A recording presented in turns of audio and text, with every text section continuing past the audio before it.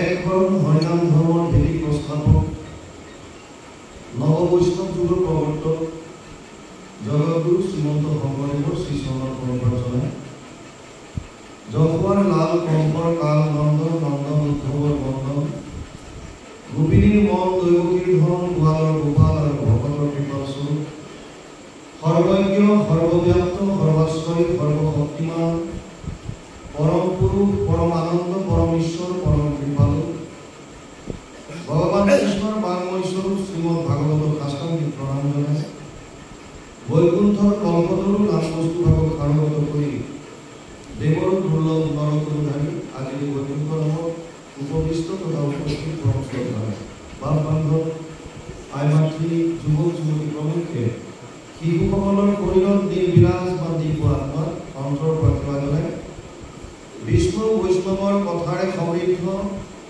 ভক্তি জ্ঞান আৰু বৈৰাগ্য বৰ্ধনকাৰী শ্ৰীমদ ভাগৱতৰ কিছু চৰ্চা কৰিবলৈ আগবাঢ়িছোঁ। জয় জয়তে যিসকল উদ্যোক্তাৰ উদ্যোগত তথা ভক্তপ্ৰাণ ৰাইজৰ দান বৰঙণিৰ দ্বাৰা আজিৰ এই অনুষ্ঠানটো অনুষ্ঠিত হৈছে সেই সকলোকে শ্ৰীচৰণত আমি আমাৰ শ্ৰদ্ধা ভাৱে লাগি দিছোঁ। কাৰণ যাৰাভাৱে ভকত বৈষ্ণৱ নিমন্ত্ৰণ কৰি আহি প্ৰভু ভগৱন্তৰ লীলাসমূহ শ্ৰৱণ কীৰ্তন কৰাৰ যি সুবিধা কৰি দিছে যুগ ধৰ্মৰ ফালৰ পৰা ইয়াক শ্ৰেষ্ঠ কৰ্ম বুলি অভিহিত কৰিছে।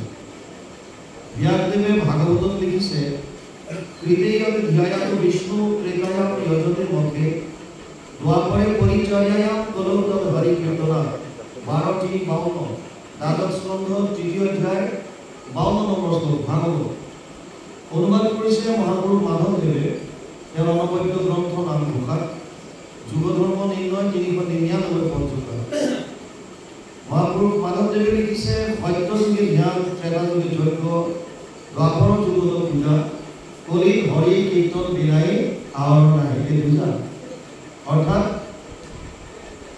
ঈশ্বৰক পাব পৰা মায়াৰ পৰা পৰিত্ৰাণ পাব পৰা পৰম আনন্দ হৃদয়ত উপলব্ধি কৰিব পৰা যদি সহজ আৰু সুগম কিবা উপায় কলিযুগৰ কাৰণে আছে তেতিয়াহ'লে সেয়া হৈছে কৃষ্ণৰ একান্ত শৰণ আৰু ভকতৰ সংগত তেৰাৰ লীলাসমূহ শ্ৰৱণ কীৰ্তন।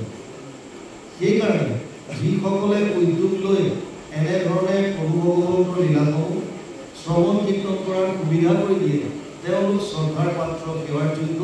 আমি পুনৰ সেৱকীসকলৰ শ্ৰীচৰণত আমাৰ শ্ৰদ্ধা ভাৱে বৰ্তমান অসমত ভাগৱতৰ এক জোৱাৰ উঠিছে বিপ্লৱ। আপুনি অসমৰ যেনিয়ে নাযাওক কিয় ভাগৱতৰ অনুষ্ঠান আপোনালোকে দেখা পাব। এইটো বেলেগ কথা, ক'ৰবাত অবিৰত পাঠ হৈ আছে, অবিৰত ভাগৱত পাঠ, অখণ্ড ভাগৱত পাঠ, ক'ৰবাত পাঠ আৰু পৰ্যালোচনা বুলি কৈছে, ক'ৰবাত পাঠ আৰু ব্যাখ্যা কৈছে, ক'ৰবাত ভাগৱতৰ আলোচনা কৈছে, বিভিন্ন নাম, কিন্তু ভাগৱতৰ পৰা চৰ্চা চলিছে। এইটো এটা ভাল লক্ষণ।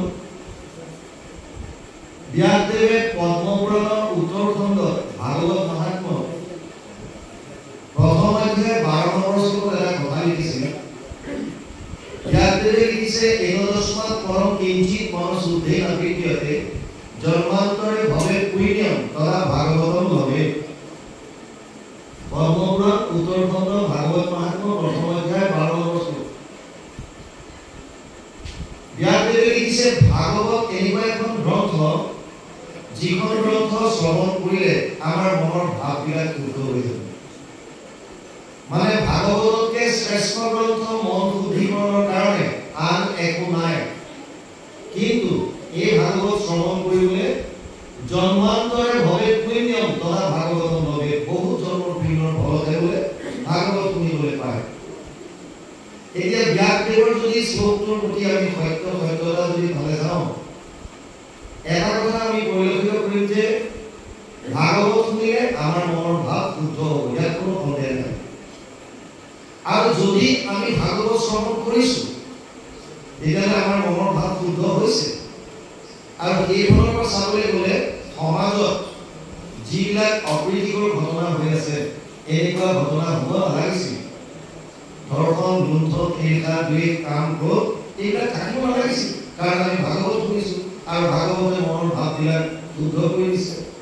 কিন্তু সমাজখনলৈ যদি আমি চাওঁ, আপোনালোকে ইলেক্ট্ৰনিক্স মিডিয়াৰ কথা কওক, ছ'চিয়েল মিডিয়াৰ কথা কওক, প্ৰিণ্টিং মিডিয়াৰ কথা কওক, চবতে আল্টিমেটলি পেপাৰখন চালে, নিউজ চালে কিবা নহয় কিবা এটা আমি ঋণাত্মক খবৰবিলাক আমি পাইছোঁ।